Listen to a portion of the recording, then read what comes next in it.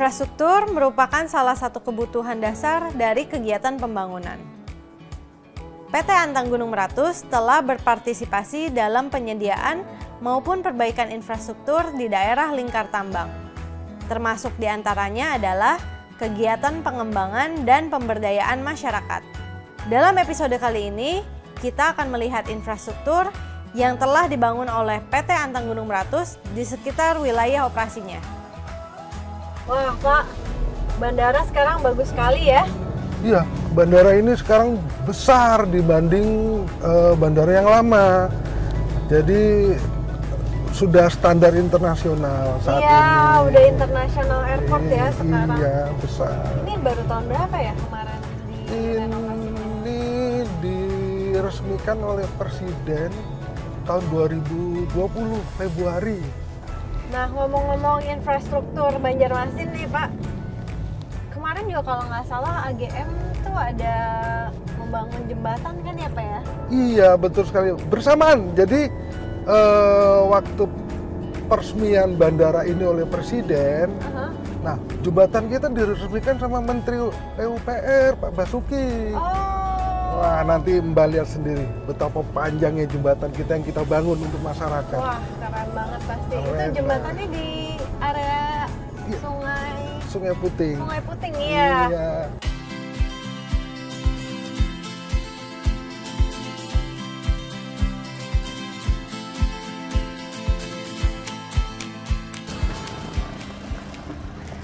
Wah, Pak. Selamat datang di Sungai Puting. Ini SPCT, Sungai Puting Coal Terminal. Wah, kita lihat ya Pak ya. Iya. Di sini ada kantor, ada mes, semuanya ada semua fasilitas di sini. Wah, ada berapa yang tinggal Pak di sini? Ada 100 lebih lah. Iya, kelihatannya luas sekali ya. Iya, ada fasilitas kita, juga ada fasilitas tambahan yang kemarin kita udah bangun dan selesai, itu sport center. Wah, ada sport centernya juga. Iya, biar anggota biar lebih semangat Iya, bekerja. biar sehat semua yang ada di sini. Nah, ini Pak Indra. Oh, Nah, beliau Pak kenalkan Indra. dulu Pak Indra, Ya, bagian ya, infrastruktur kita. Ya. Kalau menanya jembatan dengan beliau, jembatan Sungai Puting. Soalnya Jembatan waktu Sungai pembangunan Puting. Pimpronya adalah Pak Indra. Oh ya, aku mau nanya-nanya tadi tentang infrastruktur itu Jembatan kita, jembatan sih. kita. Kebetulan jembatan dekat sini, kita lihat langsung Oh aja. iya, boleh. Terima kasih ya. Langsung sama Pak Indra ya. Iya, Bapak Dilanjut ikut. ya. Saya ke kantor dulu, masih ada yang saya harus Oh, kerjakan. oke. Terima kasih ya Terima Pak, kasih tadi ya. udah Baik, Pak dijemput. Rusdi. Mari Pak Rusdi. Tolong dijaga. Iya. Siap. Baik-baik. Oke. Mari Mbak Yasmin. Ini jalan nih Pak. Ini jalan aja Mbak. Kebetulan dekat ya? juga jaraknya juga kurang dari 1 kilo.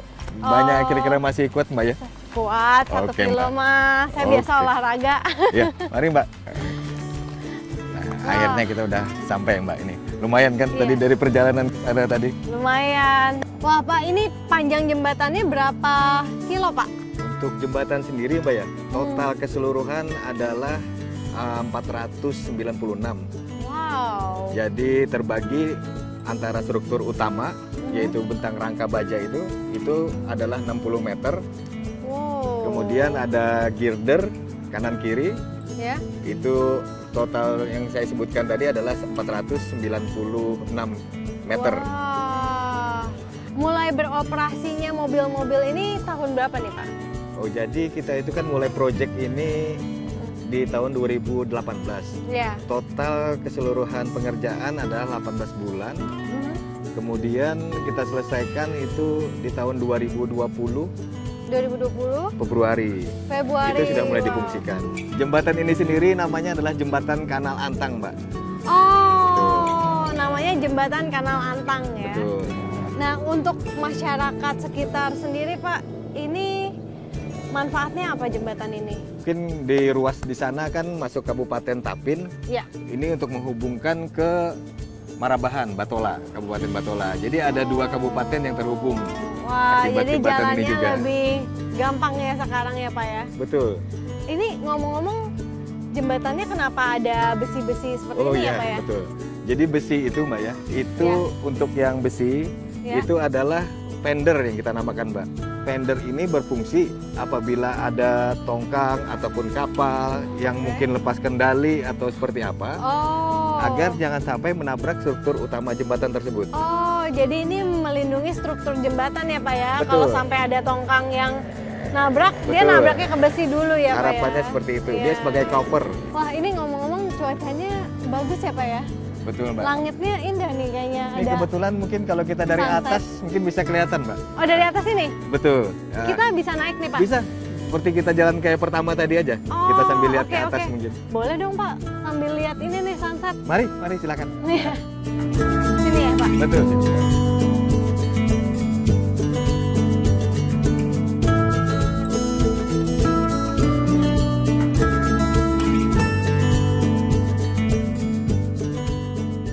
Nah pemirsa, kalau kemarin kita sudah melihat infrastruktur yang dibangun AGM, jembatan di Sungai Puting, kali ini saya sedang berada di infrastruktur lainnya yang cukup besar. Di sini namanya adalah TPA Malutu, tempat pembuangan akhir Malutu. Sebenarnya saya juga penasaran sih, seberapa besar kontribusi AGM terhadap TPA Malutu ini untuk Kabupaten Hulu Sungai Selatan. Langsung aja saya mau nanya Pak Nanang. Let's go! Halo Bu Leslie. Halo Pak Nanang, apa Ya, kabar? Baik Bu. Sebenarnya Pak Nanang tuh tanggung jawabnya di sini apa ya? Kalau di PT AGM sendiri, saya di Departemen Infrastruktur bertugas mengawasi dan melaksanakan infrastruktur under project PT AGM. Salah satunya ini ya Pak ya? Ya, salah satunya TPA Malutu ini. Wah, udah beroperasi berapa lama Pak? Dari tahun 2020 Bu Yeslin. Oh, Nah. baru ya? Ya, kebetulan di dalam ada tim dari Dinas Lingkungan Hidup Kabupaten Hulu Sungai Selatan. Untuk operasionalnya kita bisa tanya-tanya lebih lanjut di dalam. Oke Pak, siap. Nah, ini Pak Rezanya Bu Yeslin. Halo. Halo Pak Reza. Iya, apa kabar? Ya. Nah, perkenalkan Bu Yeslin ini ambasador PT Antang Gunung Meratus Pak Reza. Iya, Pak. Berkesempatan hari ini mau keliling-keliling TPA katanya, Iya, mau lihat-lihat silakan. TPA. Iya, Iya. Pak cerita dong tentang TPA. TPA Malutu ini beroperasi tahun 2020, merupakan tempat pembuangan air sampah di Kabupaten Hulu Sungai Selatan. Oh, Jadi ini adalah bentuk kerjasama antara PT Antang Gunung Meratus dengan Kabupaten HSS. Nah, di sini itu awalnya adalah TPA existing punya Kabupaten HSS itu mengalami sudah penuh. Nah, dalam hal ini PT Antang Gunung Meratus membangunkan TPA Malutu di sini untuk diserahkan kepada Dinas LH Kabupaten HSS. Nah, kita bisa lihat-lihat langsung Pak, bisa. untuk detailnya Oke. Pak, Iya, silakan. bangunannya. Iya. Oke. Silakan. Baik, Bu Yeslin, Pak Ya. Reza, mungkin kita bisa lihat-lihat nih bangunan-bangunan infrastruktur sebagai pendukung TPA beroperasi itu apa saja. Ya. Ada timbangan, ada workshop, ada nanti bangunan pemilah, ada landfill sendiri. Nah, kebetulan kalau di depan kita ini ada bangunan timbangan, mungkin Ya. Pak Reza bisa nambahkan informasi Pak Reza. Ya, jembatan timbangan ini kapasitasnya kurang lebih 15 ton untuk menimbang sampah yang masuk ke TPA. Ya. Rata-rata dalam 1 bulan itu kurang lebih 1.200 ton. Wah, Mbak. banyak juga ya? Iya. Lumayan banyak juga. Dalam 1 bulan sampahnya 1.200 ton ya? Iya, yang ada di HSS ya. Terus kenapa nih kok harus ada timbangan di setiap TPA ini untuk apa nih Pak? Untuk bahan evaluasi, Pak. Ya. Mungkin juga nanti data-data dari penimbangan tiap hari per bulan berapa ini dilakukan juga untuk evaluasi bagaimana pola sampah di Kabupaten HSS gitu ya Iya. Pak ya? Iya, Pak. Wah Pak, ini sampah-sampahnya ya di sini? Ya, kalau ini namanya fasilitas landfill Bu. Tapi kok ini ada tanahnya juga? Nah, itu dia keunggulan dari sistem TPA Malutu ini sendiri. Di TPA Malutu ini adalah sistemnya memakai sistem sanitary landfill. Oke. Di mana secara teorinya adalah sampah-sampah itu ditutup dalam suatu kubangan yang sudah dilapiskan bahan geomembran, kedap air, jadi rembesan-rembesan tidak akan sampai kemana-mana. Nah, fungsinya dari topsoil ini itu adalah setiap kali 1,5 meter ketika sudah sampahnya sudah mencapai ketebalan itu dilapisin topsoil. Gunanya apa? Untuk mengurangi potensi bau di area sekitar, untuk mengurangi cemaran dari bakteri-bakteri yang ada di sini. Jadi langsung ditutup. Untuk Iya. fase berikutnya ditambahkan lagi di atas sampah-sampah, ditutup lagi setiap 1,5 meter. Seperti itu seterusnya. Oh, seperti itu. Ya. Ini batasnya yang tiang itu ya Pak ya? Betul, tiang itu adalah batas dan juga untuk menyalurkan gas-gas metan yang ada dari dalam landfill ini sendiri. Sampah itu ketika ditimbun, ketika berproses, semakin lama menghasilkan gas-gas metan yang harus dibuang. Kalau enggak nanti meledak di bawahnya itu. Terus saya dengar juga ada kolam ya di sini. Kolam apa tuh Pak? Nah, dari sistem sanitary landfill sendiri itu berproses dari landfill itu cairan-cairan yang ada di landfill yang dari hasil pengendapan si sampah ini sendiri itu nantinya harus diproses, harus sesuai baku mutu dulu baru bisa dilepas ke perairan bebas. Satu lagi Bu Yaslin, nah di sini tentunya ada sistem untuk mengontrol semuanya ya. Ketika ada alert bahwa ada pencemaran itu kita kontrol lewat sumur-sumur kontrol namanya.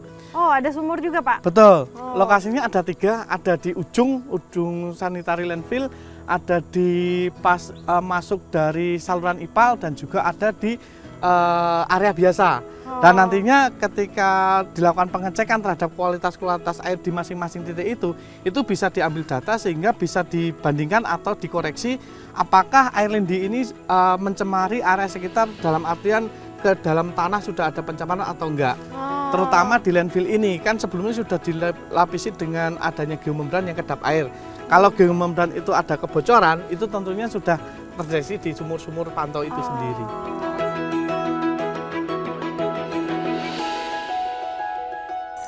Nah pemirsa, tadi kita sudah melihat TPA Malutu dan seberapa luas di dalamnya, ada kegiatan apa aja.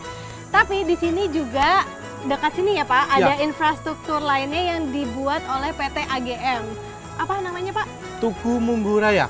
Nah, Tugu Munggu Raya. Kita langsung aja, kita langsung ke sana ya. Yuk.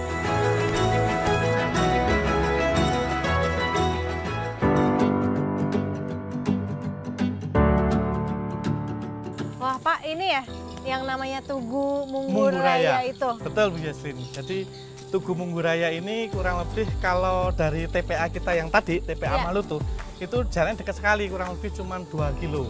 Iya, tadi nggak berapa jauh sih kita ke sini ya. Betul. 2 kilo ya itu ya? 2 kilo saja. Wah, ini ada logonya Antang nih. Nah, itu dia makanya. Ini selain logo Antang ada logo-logo lain, logo apa nih Pak? Logo mulai dari kiri Bu, itu ada logo dari Kabupaten HSS. Kemudian yang di tengah di atas Antang itu ada logo ALRI Divisi 4. Kemudian yang di sisi paling kanan itu ada logo DHC 45 Kabupaten HSS. Kebetulan bapak-bapaknya ada di sekitar sini juga, saya tadi melihat. Oh oke, boleh. Kalau bisa ngobrol? Boleh? Ya? Kita coba ke bapak-bapaknya. Iya boleh, bisa tuh ya Pak. Yuk. Pak, aku mau nanya dong, kalau monumen ini sama Antang tuh hubungannya apa ya? Jadi gini, kita kemarin bekerja sama untuk melakukan renovasi atau rehabilitasi dari Monumen Munggu Raya. Sebelumnya sudah ada monumennya, cuman sederhana saja. Jadi diperbaiki betul, oleh Antang ya monumen. Perbaiki, dilayakkan lagi lah, lebih layakkan lagi sehingga apa yang jadi inti dari monumen ini, visi misi apa dulu yang pernah terjadi di sini itu bisa dilihat dan diterima sama generasi-generasi selanjutnya. Gitu. Sebenarnya apa sih isi monumen ini Pak? Isi monumen ini adalah suatu perjanjian perundingan. Jadi waktu itu Hasan Basri ada tokoh pemuda di Kalimantan yang ikut berjuang, ikut aktif dalam organisasi kepemudaan Kalimantan di Surabaya. Setelah mendengar merdeka di Jakarta, dia pulang kembali ke Kalimantan.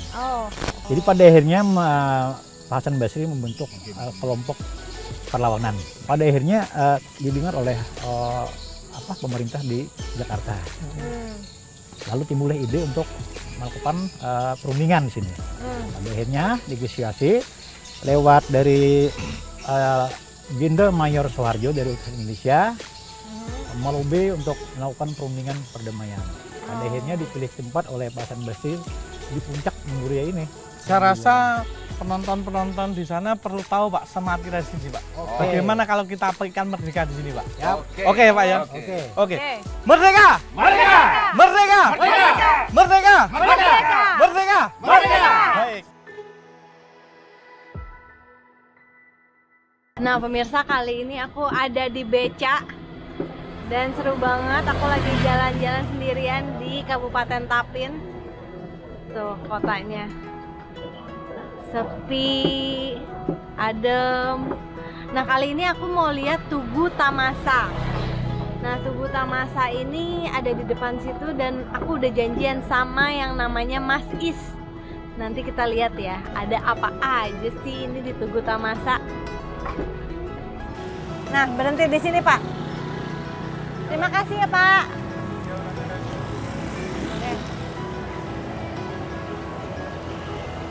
Mas Is.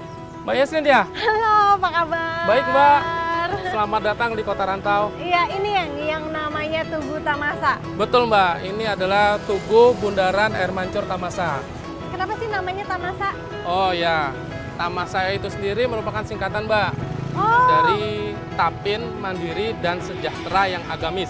Oh, Tapin, Mandiri, Dan Sejahtera, yang agamis. Ya. Agamis, luar Betul. biasa banget. Ini didirikan tahun berapa nih Pak? Ini mulai dibangun di awal Februari 2017 Mbak.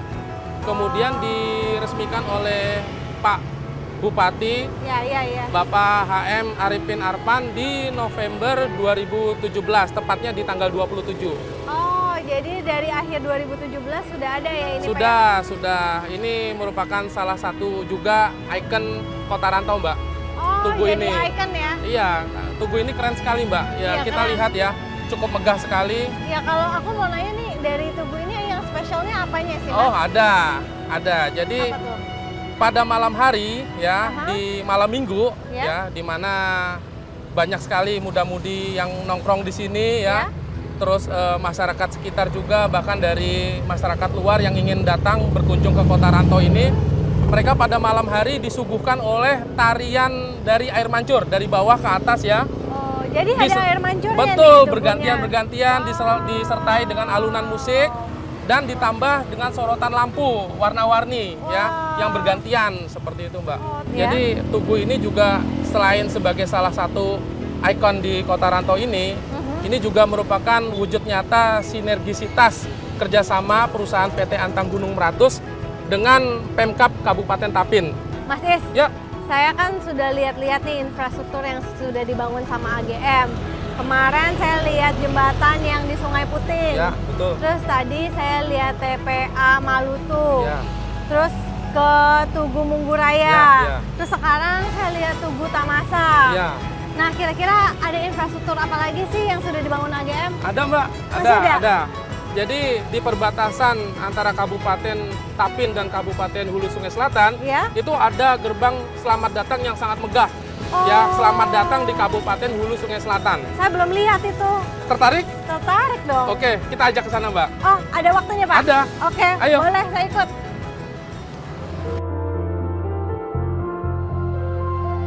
Kita sekarang sudah berada di perbatasan antara Kabupaten Tapin dan Kabupaten Hulu Sungai Selatan. Jadi pada awal Mei kemarin, tepatnya di tanggal 6, kita melakukan renovasi, Mbak. Oh, oke. Ya, selesai di September, sekitar tanggal 9, berfungsi sudah. Oh ya, jadi Ya. makanya ini lebih baru ya? Ya, jadi dari bangunan lama kita hanya menyisakan 2 pilar kanan kiri ya. Oh, Nah, itu dari bangunan ya. lamanya, pilar. Nah, kemudian untuk portalnya, baloknya atas itu kita pugar, kita ganti. Ya. Kita tambahkan tulisan kaligrafi, kita tambahkan lampu 3D ya, Ya. dari akrilik supaya tampak lebih asri. Kita juga menambahkan di kanan kirinya taman. Oh iya. Iya. Oke pemirsa, kita sudah melihat beberapa infrastruktur yang dibangun oleh PT Antang Gunung Meratus. Jangan kemana-mana karena kita masih mau melihat lagi beberapa infrastruktur yang dibangun oleh PT Antang Gunung Meratus. Oke, ayo kita lihat. Kita lihat ya.